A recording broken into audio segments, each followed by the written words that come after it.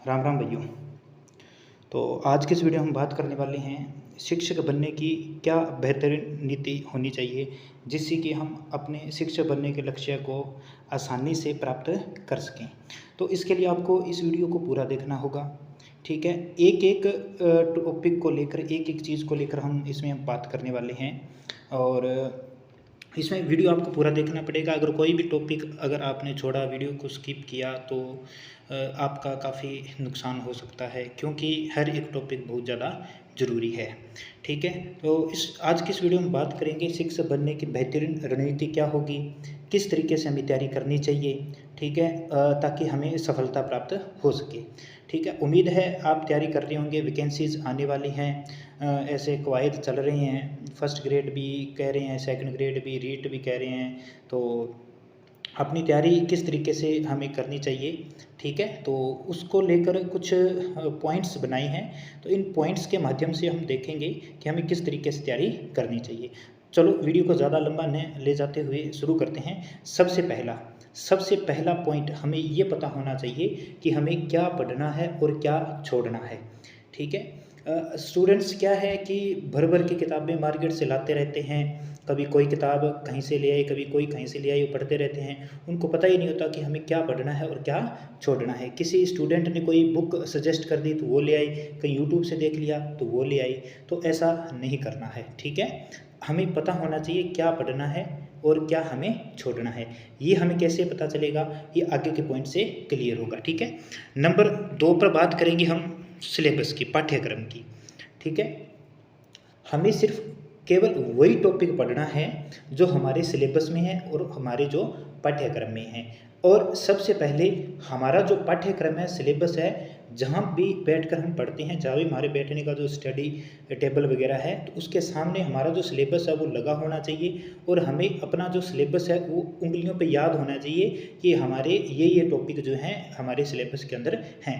सबसे जो मेन बात है वो हमें सिलेबस का एक एक पॉइंट, एक एक टॉपिक, एक एक बिंदु हमें याद होना चाहिए भी मेरे सिलेबस में ये बातें हैं, और उस पॉइंट से संबंधित ही, ठीक है, हमने चीज़ों को पढ़ना है। ऐसे नहीं मुंह उठा के लगे पड़े हैं। जैसे फर्स्ट ग्रेड के अंदर बात करें तो स्थापत्य कला वगैरह वो दी हुई हैं, लेकिन हम क्या है पूरा मुगल ही पढ़े जा रहे हैं, तो उसका कोई सेंस नहीं बनता है। ठीक है, थोड़ा बहुत रिलेटेड तो चलता है, लेकिन इतना नहीं।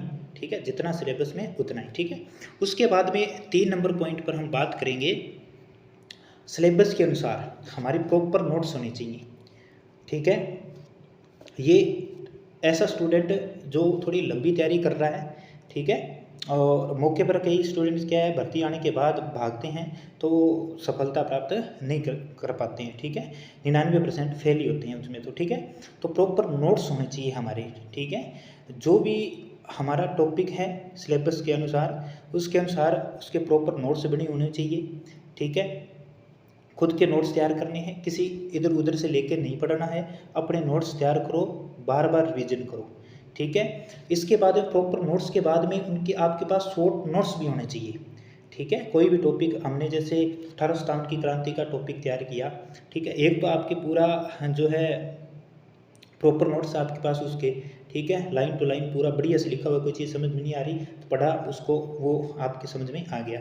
इसके साथ साथ शॉर्ट नोट्स भी होने चाहिए, ताकि प्रॉपर नोट्स, अब अगर आपका कई बार रिवीजन हो गया तो वो तो आपके वैसे ही तैयार हो जाएंगे, लेकिन स्पीड से रिवीजन के लिए शॉर्ट नोट्स भी आपने तैयार करने हैं। ठीक है, इन चीज़ों में थोड़ा टाइम तो लगेगा, लेकिन सफलता का मूल मंत्र यही है।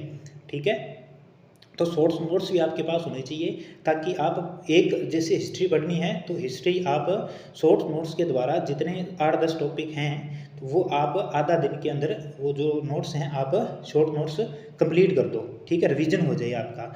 इसके साथ साथ जो आरबीएससी की और एनसीईआरटी की जो स्कूल में वर्तमान में जो किताबें चलती हैं, उन किताबों को आपने ज़रूर पढ़ना है।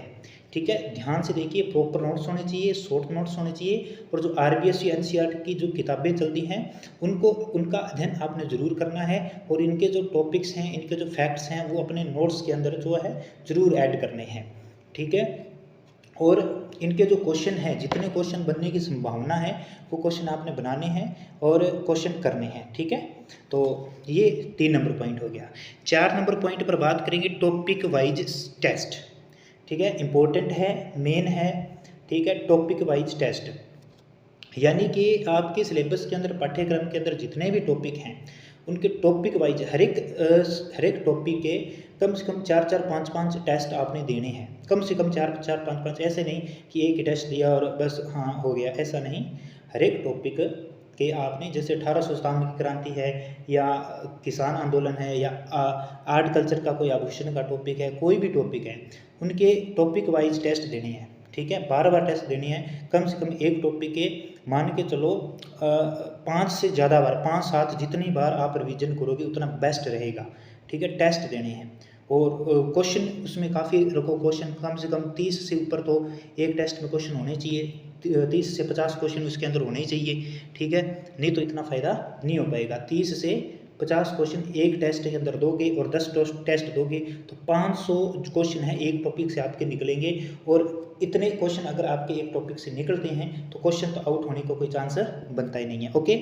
इसके बाद में नंबर 5 पर बात करेंगे PYQ की। जो प्रीवियस क्वेश्चन होते हैं उन क्वेश्चंस को आपने करना है।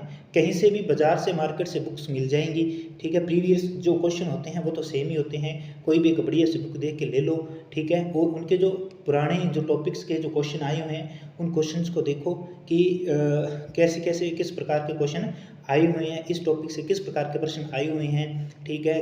और प्रश्नों की जो भाषा है, लैंग्वेज है, उसे समझने का प्रयास करें ताकि जो अपने मेन एग्ज़ाम में बैठें तो हमें वो इतनी प्रश्नों को समझने की, भाषा को समझने की दिक्कत ना आए, ठीक है। और इसके बाद में लास्ट में बात करेंगे, वो तो हो गया टॉपिक वाइज टेस्ट।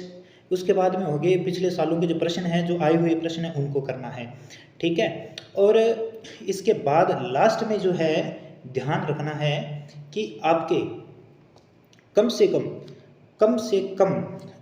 1.5 महीना पहला, 1.5 महीने पहला, ठीक है, 1.5 या 2 महीने पहले आपने जितना भी आपका जब भी एग्ज़ाम है उससे महीने 1.5 महीने पहले की बात कर रहा हूँ, आपका पूरा सिलेबस तैयार होना चाहिए।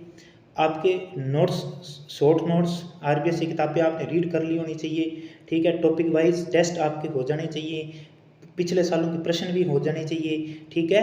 और 1.5 महीने पहले आपने क्या करना है, पूरे जितने भी आपके सिलेबस के अंदर संपूर्ण पाठ्यक्रम पर आधारित जो टेस्ट देने हैं, ठीक है, पूरा मॉडल पेपर तैयार करके, ठीक है। इसकी आप बुक्स ला सकते हो या ऑनलाइन टेस्ट सीरीज भी आजकल बहुत मिलती है। ऑफलाइन को जो कोचिंग्स होते हैं वो भी बहुत ज़्यादा ये टेस्ट वगैरह आजकल तो लेते रहते हैं, तो वहाँ से ज्वाइन कर लो या कोई बुक ले आओ या ऑनलाइन ले लो, संपूर्ण पाठ्यक्रम पर आधारित।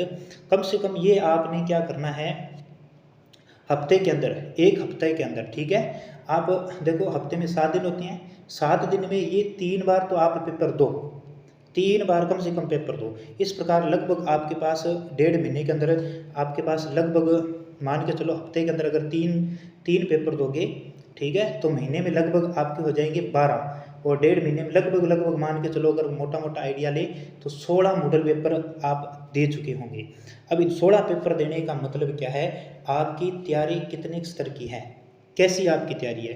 पहली बात, अगर पॉइंट टू पॉइंट इन बिंदुओं के हिसाब से अगर आप चले तो तैयारी तो भयंकर होने वाली है, ये इसमें तो कोई दो राय ही नहीं है। सबसे बेस्ट तरीका तैयारी का यही है, ठीक है। तो लगभग 15 से 16 आपने क्या कर लेना है, मॉडल पेपर संपूर्ण पाठ्यक्रम पर आधारित ये पेपर दे देने हैं। बीच में आपके पास हफ्ते में 3 पेपर देने हैं, बीच में आपके पास टाइम है काफ़ी, तो उसमें आप अपना जो है रिवीजन करते रहें, ठीक है। अपने जो शॉर्ट नोट्स हैं उनको पढ़ते रहें, ठीक है। और जो भी आपके पाठ्यक्रम में सिलेबस के अंदर जो भी बिंदु आप मॉडल पेपर टेस्ट में आएंगे उन टेस्ट का, उन पॉइंट्स का अध्ययन करते रहें, ठीक है। तो ये एक शिक्षक बनने की बेहतरीन रणनीति है जिसके द्वारा सफलता को प्राप्त किया जा सकता है। उम्मीद है आपको सब चीज़ें अच्छे से क्लियर हुई होंगी, ठीक है। और इसी प्रकार की जो है रणनीतियाँ जो है इस चैनल पर आपको मिलती रहेंगी, तो चैनल को सब्सक्राइब ज़रूर कर लीजिएगा, शेयर ज़रूर कीजिएगा अपने दोस्तों के साथ ताकि उनको भी इसका फ़ायदा हो। मिलते हैं एक अगली वीडियो में एक नए टॉपिक के साथ, तब तक के लिए धन्यवाद।